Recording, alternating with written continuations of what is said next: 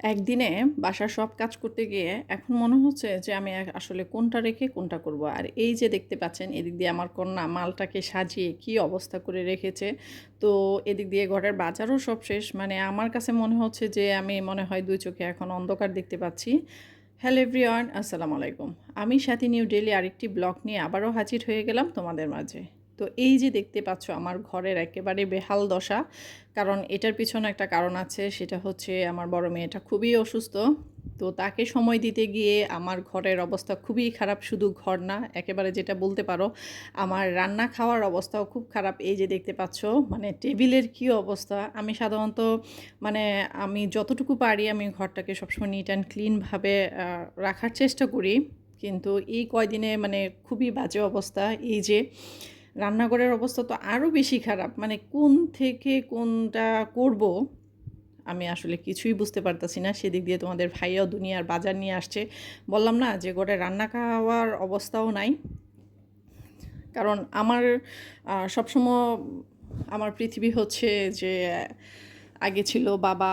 তো বাবা যখন এখন নাই, তো আমার মা, আমার ২ সন্তান, আমার হাসব্যান্ড। তো দেখা গেছে ওদের কোনো কিছু হলে আমার আর কোনো কিছুই ভালো লাগে না। মনে হয় যে সব কাজ-টাজ সব কিছু ফেলে তাদের সাথেই বসে থাকি।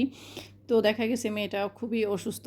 তো তার সাথে তাকে সময় দেওয়া লাগতেছে, বা তার সাথে অনেকটা সময় আমার তাকে দেওয়া লাগতেছে। তো সবাই একটু আমার মেয়ের জন্য দোয়া করো যেন তাড়াতাড়ি সুস্থ হয়ে যায়। আর এই যে কিছু বাজার সদাই নিয়ে আসছে। তো ভাবলাম যে একটু রান্নাবান্না করি, আর ছোট ছোট কিছু ক্লিপ নেই তোমাদের মাঝে শেয়ার করি। আর এটাও আমার একটা মায়ার জায়গা, এটাও আমার একটা সন্তান। জীবনে অনেকবার ভেবেছি যে আর কাজ করব না, কারণ আর মানে ভালো লাগছে না বা যেটাই হোক। কিন্তু যখন ১-২ দিন অফ রাখি তখন কেন জানি আবার একটা পিছুটান কাজ করে, মনে হয় না না না ওকে তো আমি বাদ দিতে পারবো না। তো যাই হোক, এরকমই মনে হয়। এখান থেকে কিছু আসতেছে বা না আসতেছে সেটা আসলে বড় কথা না। বড় কথা হচ্ছে যে আসলে এইটা আমার খুবই একটা ইমোশনালের জায়গা, খুব মায়ার জায়গা। পেজটা অনেক আগে শুরু করেছি। তো আমি আসলে শখের বশত কাজগুলা করি।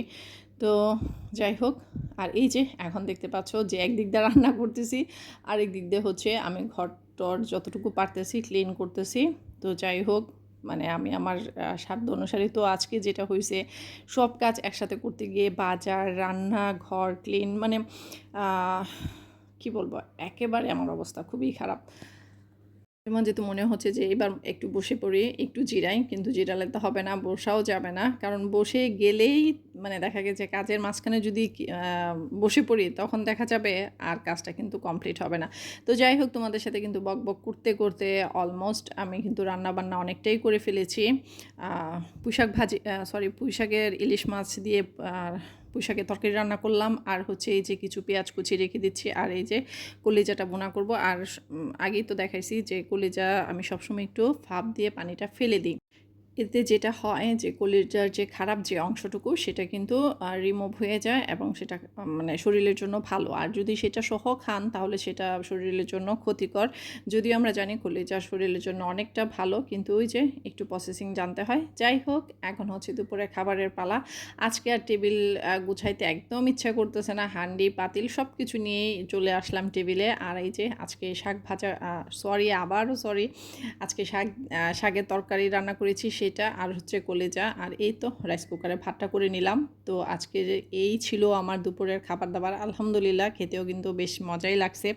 কারণ দেখবেন কি, যেদিন খুব বেশি পরিশ্রম করা হয় সেদিন কিন্তু ক্ষুধাটাও খুব বেশি থাকে। তো যাই হোক, এখন হচ্ছে দুপুরের খাবারটা খাবো। আর দুপুরের খাবারের পর দেখি যে কি আকাশটা এত মেঘলা হয়েছে যে খুব মনে হয় বৃষ্টি হবে। আমার খুবই চা খেতে মন চাচ্ছে।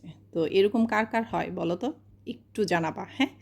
তো ভিডিওটা যদি ভালো লেগে থাকে একটা লাইক দিতে কিন্তু ভুলবা না। আর এই যে এদিক দিয়ে অর্নি মালটাকে সাজাচ্ছে। Tata, bye by.